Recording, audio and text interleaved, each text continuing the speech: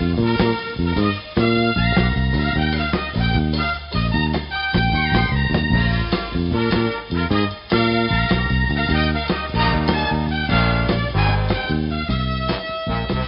morning, Bucknutters. It is Wednesday, July 6, 2016. I am Dan Rubin. This is the Bucknuts Morning 5. As you can tell, Dave Biddle still on vacation, tanning his Herculean frame on some foreign shore. But we are very pleased today to bring in the Dean of Recruiting, the Dean of Midwest Recruiting, the Dean of Ohio State Recruiting, the Dean, Bill Kurelic, here to get us up to speed. Bill, how are you this fine morning? Doing very well. Ready for another day. Ohio State staff never stops, certainly. Recruiting's going full speed, and so are we at Bucknuts.com. No question. I just told Bill, thanking him for carrying the site here through the summer because we are so recruiting focused. We are blessed to have Bill at the helm. We're going to kind of do a longer piece-by-piece kind of update for everybody here. We haven't had a BM5, and for those of you who like to sink their teeth into this recruiting content, we're going to get Bill on here. Bill, the versatile multitasker that he is, also doing his chat at the same time, so get on the Internet. Read that after you read this or listen to this. Excuse me.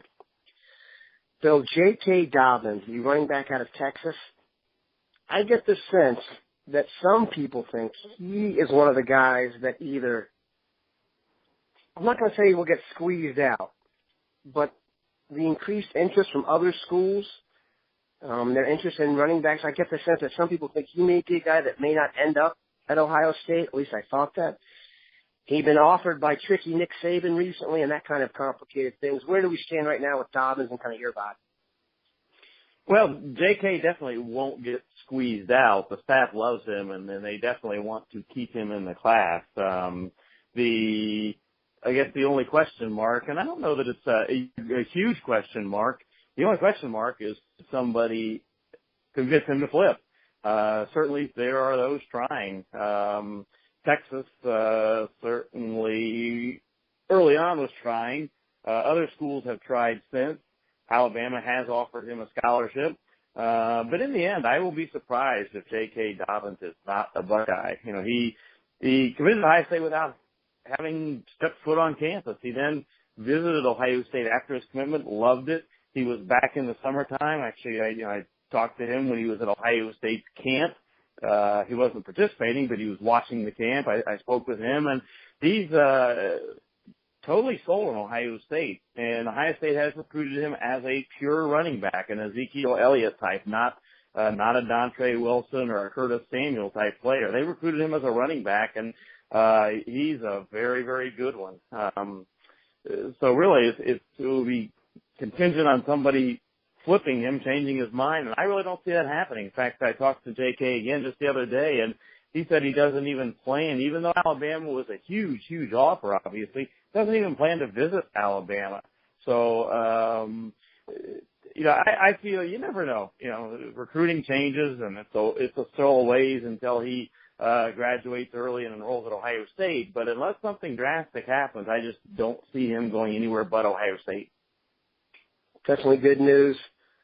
Like you said, the Alabama offer is kind of a prestigious one. Not even kind of, it is. So the fact that he's not going to visit there is very strong. We'll see if he can hold off the likes of Texas and such.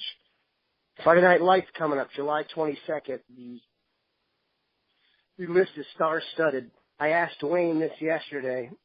Who were kind of, if you had to guess right now, three guys that will be wooed really heavily? Obviously, this is the kind of event where everyone gets some love, but there are going to be some guys that maybe get an extra chat, get an extra walk alone with Herb. Who are the three guys, if you had to guess right now, that are right now scheduled to attend that should get some serious flirting? Well, speaking of running backs and J.K. Dobbins, I think the number one guy could well be a running back, Cam Akers. In fact, I spoke with Cam's father again yesterday, and the trip is still on. Cam will be here, his father and his mother. That's still the plan. And Cam and his father have been to Ohio State and loved it. Now the mother comes up with him.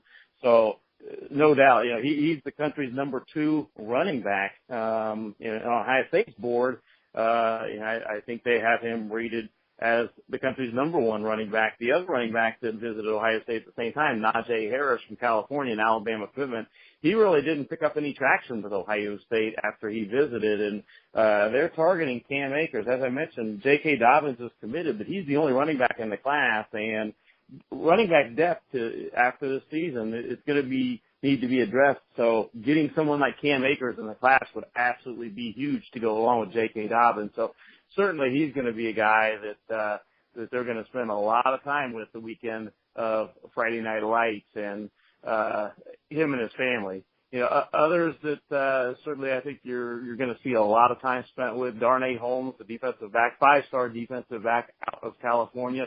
Amir Reep will be a very, very interesting one because Friday Night Lights is July 22nd, and Amir Reep announces his decision the very next day, July 23rd. And right now, I think it'll be Ohio State, Alabama, or Michigan State for him. And I think right now, Ohio State would be the school to beat. I think the Kerry Combs connection there helps and all. And certainly, I look for the stats to try to put the finishing touches on an Amir Reep commitment to Ohio State announced publicly the very next day. So he would be another one.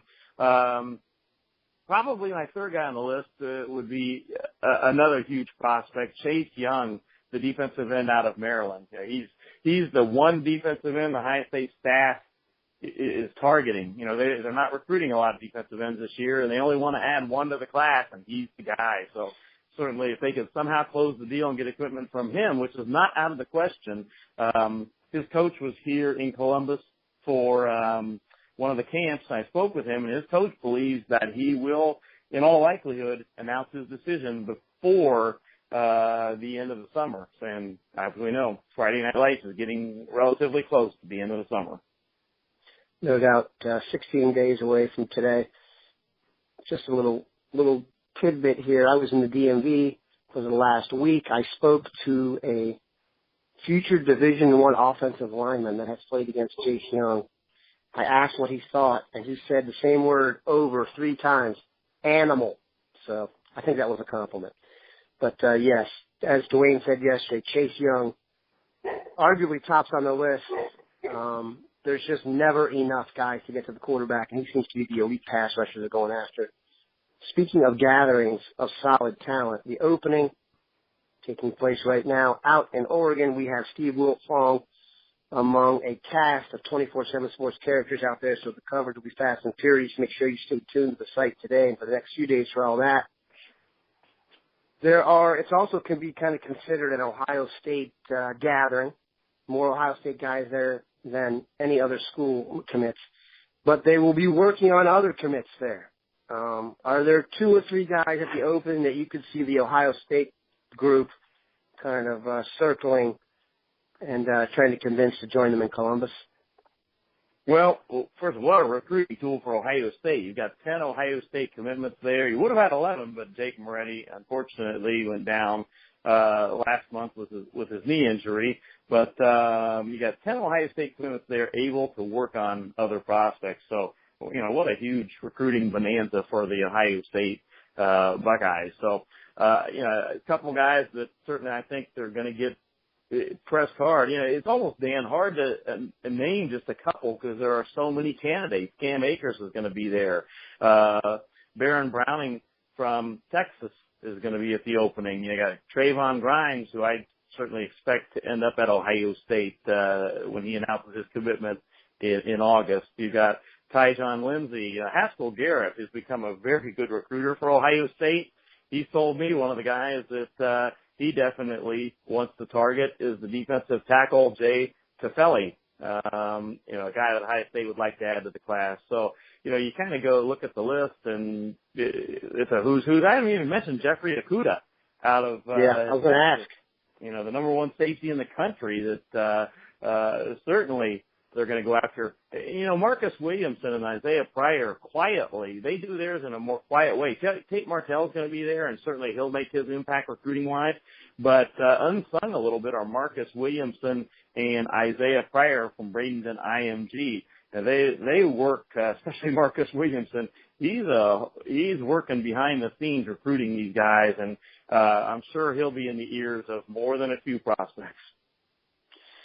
So you mentioned Tyjon Lindsey. If you look at his crystal ball right now, 68% to the Buckeyes. However, right before we got on the air here, he tweeted out he'll be visiting Alabama July 15th through the 16th, Auburn the next 2 days, 17th through the 18th. If you look on his, profile here, those two teams are not even really mentioned. I guess Alabama in the warm category. Where do you think Lindsey is still ticketed for the Buckeyes, or is this the kind of thing where he could see a crowded house and maybe shocker go to Alabama? Yeah, I really do, Dan. I think that right now that Ohio State is the team to beat. I've crystal balled Tyjon Lindsey to Ohio State, and if you know, which I'm sure you do, Dan, that I don't give out those crystal balls easily. Some people do Bill, it more than I do. You're very conservative. You're very conservative with the balls. Yep, no doubt. And personally, I don't like to be changing my crystal ball a lot, and that's not one. Let me put it this way, Dan. That's not one that I really am planning to change at this point. I think when comes late August, when he announces his decision, that he will be a Buckeye unless, again, something changes. And, again, things can change, but right now I'm saying I'm riding with the Buckeyes for Tyjon Lindsey. Okay, let's even get more future reference here to kind of finish things off. The class of 2018, obviously Ohio State hooked Dwayne Haskins in 16, then Tate Martell in 17, two nationally reputable quarterbacks. You would think maybe that would affect quarterback recruiting in the negative. You'd be wrong. Most people believe Emory Jones, the number 2 dual-threat quarterback, including 24/7 Sports out of Georgia, will be a Buckeye. What's your vibe on Emory lately? It seemed like we felt like we were on commitment watch for a minute there. What's your vibe? Well, we were actually, I think we were on commitment watch, and to be honest, I think every day we are still on commitment watch for Emory. He just hasn't quite made his final decision. His coach, who I've talked to Emory and I've talked to his coach, and one thing his coach has impressed upon me is that Emory's not one of these kids that wants to play the game, go through the recruiting process, and do all that after he has made a commitment. That Emory wants to do it. That's his plan. One time, so to speak, make his commitment and stick with it. So he's not going to go out there and make a commitment and not be 100% sure about his decision. I think that's what it comes down to. I think right now, if Emory was going to announce his decision, it would be Ohio State. In fact, he's told me that Ohio State is at the top of his list. His coach has told me that Ohio State is at the top of his list. Tennessee, Clemson being next. I just think that he wants to make 100% sure before he announces that decision so that he doesn't have any second thoughts and doesn't feel any need or desire to change his mind. And when that'll happen, that remains to be seen. His coach really thought at one point that it would happen by the end of June, and Emory himself mentioned to me that he would like to get the decision done by the end of June. That didn't happen, but it doesn't mean it couldn't happen any day. So I've still got a close watch on that one, and I still feel, again, I crystal balled Emory Jones to Ohio State, and I'm not changing that crystal ball, at least at this point. Bill, just I've never asked this, quick question off the top of your head. Have you ever, let's say Jones commits, have you ever seen a program lock in 3 quarterbacks in consecutive classes as good as Haskins, Martell, Jones? I'd have to, I certainly can't remember in 30 years to Ohio State that situation of 3 as highly acclaimed quarterbacks as Haskins, Tate Martell, and Emory Jones committing to Ohio State in 3 successive years. That's really, just a tremendous job of recruiting by the staff, of being able to, again, if they get Jones, convince all 3 guys to come to the program. But it also says a lot about the person that made the commitment. It says that they are not afraid to compete. Dwayne Haskins came to Ohio State knowing that Joe Burrow had picked Ohio State before him, and that there's a lot of high hopes for Joe Burrow. Tate Martell commits to Ohio State knowing that Dwayne Haskins is there. And Emory Jones, I've been told by more than one source, including his coach, He is not afraid to compete. And, you know, to be honest, these guys know there's going to be talent wherever they go. But still, when you're going to Ohio State now as a quarterback, you can see that there is plenty of talent there on hand. All right, Bill. I'd be remiss, excuse me, if I didn't ask you this. I was gone when the Cavs hoisted the trophy, and as not just the dean of all things recruiting, fair to say you're the dean of Cleveland fandom on this site. Did you get any type of Cavs tattoo after the drought was ended? Not only did I not get a tattoo, I haven't even bought a Cavs shirt or anything of that ilk, memorabilia or anything. But suffice to say, you know, in my first time basically in my lifetime, I was 7 years old when the Browns won it all in 1964, so I didn't really appreciate that one. But this one, certainly I've come to appreciate it. And, Dan, don't rule out the possibility of Cleveland being the city of champions. Those Cleveland Indians now have the second best record in the American League and have beaten that state up north, the Detroit Motor City Kitties, for the 11th time without a loss this year. So watch out for those Indians, is all I'm saying. Bill, I didn't look up. I saw a statistic. The Indians have beaten, I think the Tigers, are they 11-1 this year or 11-0? 11-0.